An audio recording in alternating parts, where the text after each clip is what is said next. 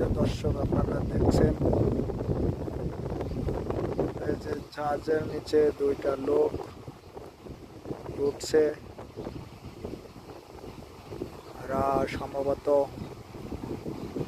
কোথাও যাবে এবং যাওয়ার চেষ্টা করছে।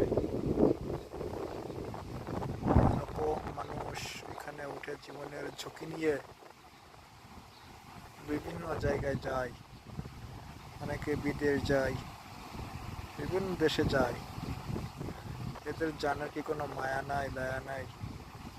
এদের লক্ষ্য একটাই, উদ্দেশ্য একটাই, আমাকে বিদেশ যেতে হবে।